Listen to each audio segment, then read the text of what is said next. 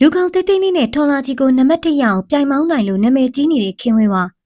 လေးထိုင်ရင်အောင်ကျိုးသွားမဲ့ခနာကိုလေးကိုပိုင်ဆိုင်ထားတဲ့ခင်ဝေဝါကထော်လာကြီးကိုမောင်းပြီးနံပါတ်1ရအောင်ပိုးလူနိုင်ခဲ့တာဆိုတော့မယုံနိုင်စရာပါခင်ဝေဝါဆိုတော့အလောက်မေပြိုင်ပွဲကတစိမ့်အနုပညာလောကတွေဝင်ရောက်ခဲ့သူဖြစ်ပြီးသူ့ရဲ့လူကောင်တိတ်တိတ်လေးနဲ့ရမ်းချစ်ဖို့ကောင်းတဲ့ခနာကိုကြောင့်ပြိတ္တရဲ့အားပေးမှုကိုရရှိခဲ့တာပါသူ့ရဲ့ထူးခြားချက်ကဘလောက်ဆဆမောင်းရတာဖြစ်ပြီးအဲ့ဒီခနာကိုကလည်းဘယ်တော့မှကြီးမလာတာဖြစ်ပါတယ်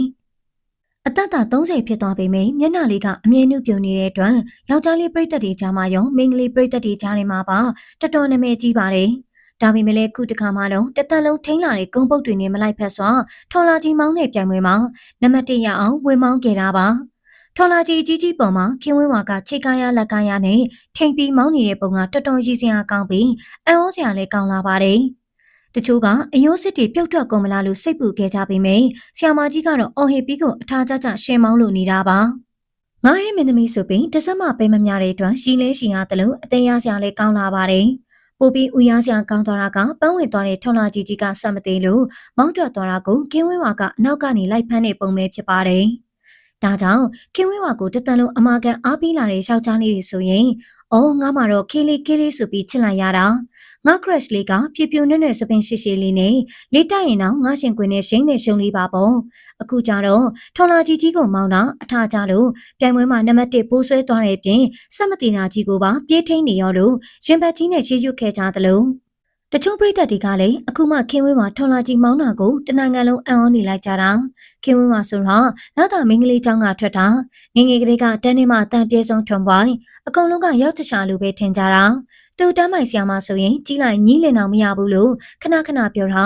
အခုမှဘလို့မင်းသမီးထဖြစ်မှန်းမသိဘူးလို့ခင်ဝင်းဝါကိုယ်တိုင်အင်တာဗျူးတွေမှာဖြေထားတာရှိတယ်လိုက်ရှာကြည့်လို့ပြောဆိုခဲ့ကြပါတယ်ဒီတော့မှပရိသတ်တွေကလည်းငငယ်ကလေးကစားပါလာတဲ့ခင်ဝင်းဝါရဲ့စရိုက်ကိုအံ့ဩသွားကြပြီးဟမ်ဆောင်တက်တဲ့သူမကိုပူအောင်ချစ်ပို့ခဲ့ကြပါသေးတယ်ဒါပြင်ခင်ဝင်းဝါဟာတခြားသောစာရိတ္တပိုင်းတွေမှာလည်းအကျင့်ကောင်းမပြီးနာမည်ပြတ်လုံးဝမထွက်ဘူးတဲ့ထိတ်တန့်မင်းသမီးတစ်ယောက်ဖြစ်ပါတယ်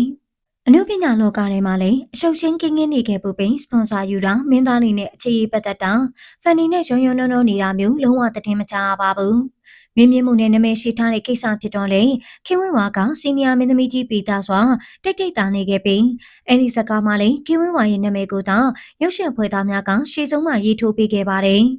မင်းမြင့်မှုကအဲ့ဒီကိစ္စကြောင့်မခံမရနိုင်ဖြစ်ပြီးအင်တာဗျူးတွေမှာဆက်ပြေခဲ့ပေမယ့်နာမည်ပြတ်မထွက်လောက်အောင်နေတတ်ထိုင်တတ်တဲ့ခင်ဝင်းဝါကတော့ခက်အေးနဲ့အနိုင်ပိုင်းထားနိုင်စေဖြစ်ပါတယ်။ရိတ်သက်ကြီးတို့ရောမင်းမြင့်မှုနဲ့ခင်ဝင်းဝါတို့နှစ်ယောက်ဖြစ်ကြတဲ့အဲ့ဒီဘွဲကိုမိလိုက်ကြသေးလား။ငငယ်လေးကလေးကတော်ပိုင်းဖြစ်လာတဲ့ခင်ဝင်းဝါလေးကိုရောချစ်ကြသေးရင်လားဆိုတော့ comment မှာရေးပေးခဲ့ကြပါဦးရှင်။